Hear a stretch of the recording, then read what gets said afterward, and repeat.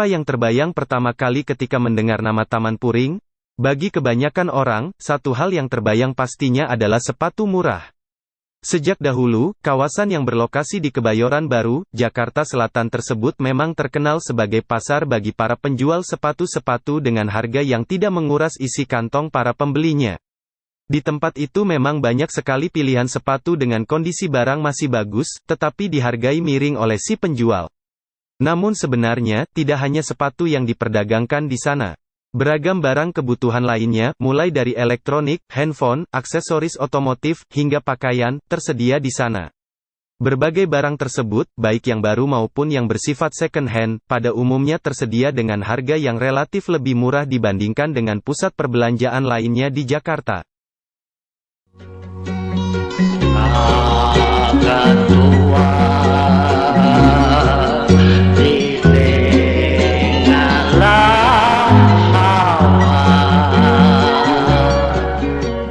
Suasana di Pasar Taman Puring sendiri tampak telah tertata baik. Sebuah bangunan pasar modern yang berdiri di sebelah Polsek Taman Puring tersebut menjadi tempat bernaung bagi sekitar 710 pedagang. Bangunan tersebut tampak tertata rapi dengan ketinggian 2 lantai. Hal ini tentu sangat berbeda dengan kondisi Pasar Taman Puring beberapa puluh tahun yang lalu. Kawasan Taman Puring sudah tenar sekitar tahun 1960-an. Ketika itu Taman Puring masih berupa pangkalan oplet, di mana pedagang pikulan, mangkal, di sana untuk mengeruk rejeki. Baru pada tahun 1983, berdasarkan kebijakan Gubernur DKI Jakarta pada saat itu, Suprapto, dibuatlah pasar untuk menampung para pedagang bekas di Jakarta Selatan. Selain itu, di sebelah pasar tersebut, juga dibangun taman untuk rekreasi publik. Semenjak itulah, kawasan tersebut hingga kini akrab disebut Taman Puring.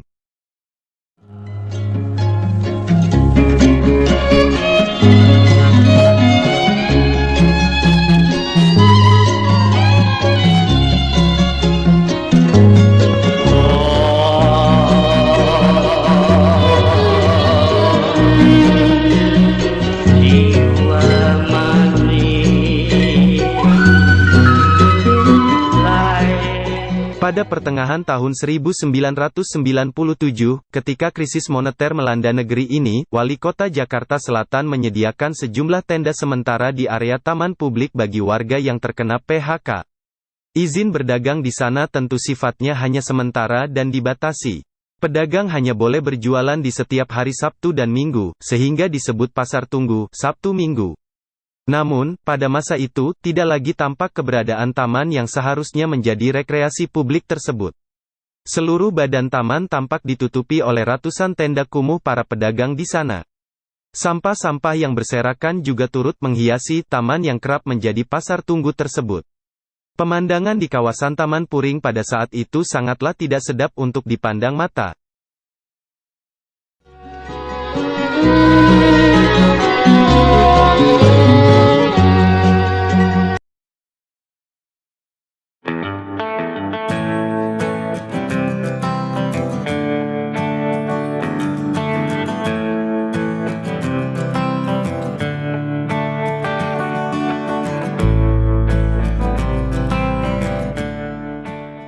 Barulah pada tahun 1999, tepatnya pada tanggal 8 Januari Pemda Jakarta Selatan melakukan pembongkaran paksa.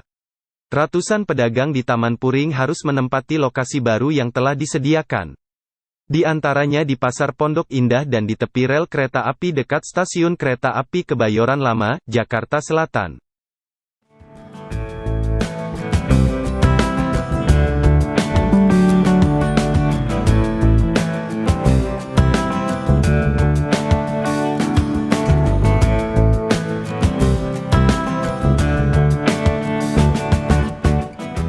Pada masa 1980 hingga 1990-an, image Pasar Taman Puring, yang berada di sebelah taman tersebut, juga cukup kelam. Di masa itu, Pasar Taman Puring terkenal sebagai pusat tadahan barang-barang hasil kriminal. Ada copet yang menjual kembali hasil copetannya, ataupun rampok yang juga menjual hasil kerjanya. Hal itu dibenarkan oleh Buyung, seorang pedagang kaset lama yang telah menempati Pasar Taman Puring sejak 1985. Menurutnya, pada saat itu memang Taman Puring banyak pedagang yang menjual barang-barang curian. Tapi kebanyakan pedagang-pedagang tersebut berjualan di kawasan taman, bukan di pasar Taman Puring.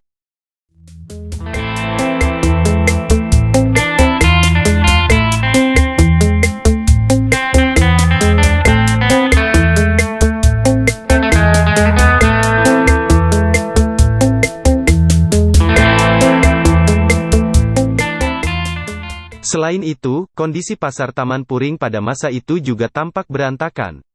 Ratusan pedagang tampak berjubel-jubel menempati kios-kios sederhana yang telah disediakan oleh Pemda DKI tersebut. Sebuah bangunan kumuh yang telah berumur menjadi tempat bernaung bagi sekitar 700-an pedagang. Pada saat itu, kami memang hanya menempati tempat yang telah disediakan oleh Pemda. Kondisinya memang cukup memprihatinkan. Pasar gak nampung pedagang yang jumlahnya ratusan, jelas buyung. Tapi hal itu berubah sekitar tahun 2002. Kebakaran hebat yang melanda pasar tersebut, memaksa pemerintah membangun kembali bangunan pasar dengan bangunan yang lebih modern. Sebuah bangunan baru dibuat lebih luas dengan 2 tingkat, mampu menampung hingga lebih dari 700 pedagang.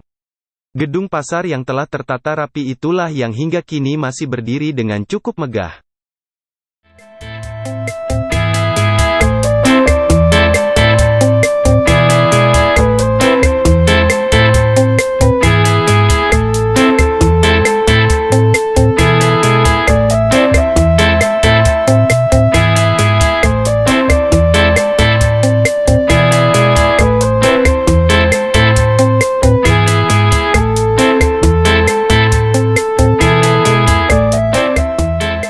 Sukiman, sekretaris pengelola pasar Taman Puring, yang menjadi saksi mata perubahan Taman Puring tersebut. Sukiman, yang juga bekerja sebagai pedagang sejak 1988 tersebut, sempat juga menyaksikan kebakaran di pasar tersebut. Kebakaran terjadi pada tahun 2002. Tidak lama kemudian, kami para pedagang mengajukan pembangunan kembali pasar ini, karena ini tempat kami mencari rejeki. Tak lama kemudian Gubernur Sutiyoso menerima permintaan kami dan mengucurkan dana 10 miliar untuk membangun pasar seperti yang bisa kita lihat saat ini, papar Sukiman ketika diwawancarai.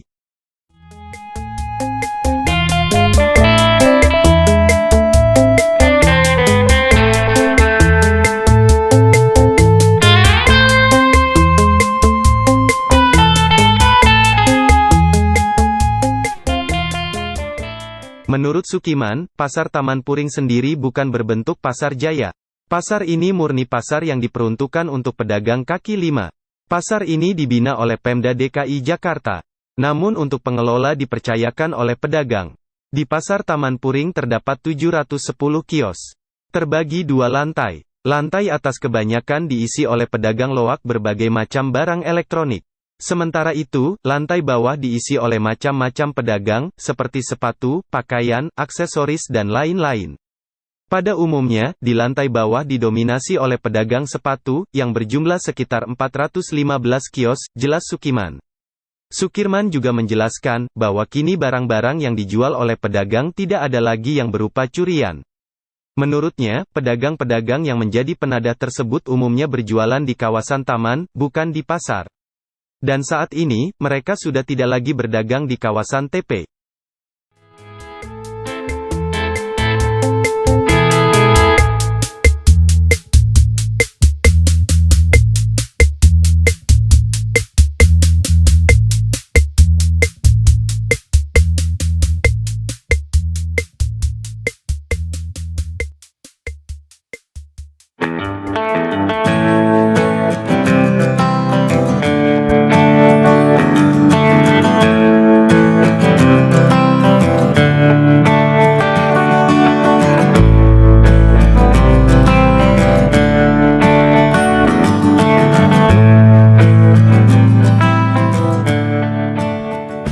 Semenjak tahun 1999, Pemda telah membongkar para pedagang-pedagang yang berjualan di kawasan taman tersebut. Mereka kini telah dipindahkan ke kawasan Pasar Kebayoran Lama, jelasnya. Selain itu, menurut Sukiman, kini barang-barang yang dijual oleh pedagang tidak lagi melulu barang bekas atau barang black market. Barang-barang baru kini menjamah pasar Taman Puring. Barang-barang baru yang dijual oleh para pedagang tersebut umumnya dipasok langsung dari negeri Cina. Namun ada pula yang merupakan pasokan lokal, seperti dari Tangerang dan Mangga 2. Kita sih gak pernah menganjurkan barang-barang black market, karena barang-barang tersebut kan tidak pasti kualitasnya, papar Sukirman.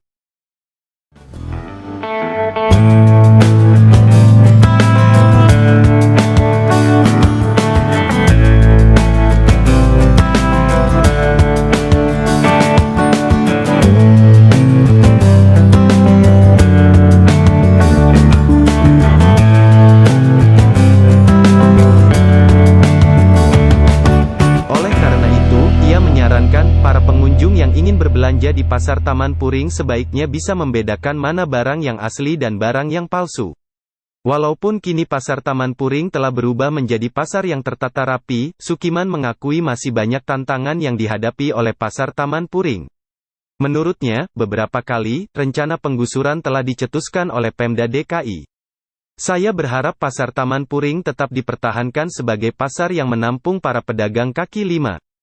Pasar ini selama berpuluh-puluh tahun telah menghidupi ratusan pedagang-pedagang kecil seperti saya. Jangan sampai digusur hanya karena Pemda ingin membangun mal atau pusat perbelanjaan yang lebih modern, ungkap Sukiman.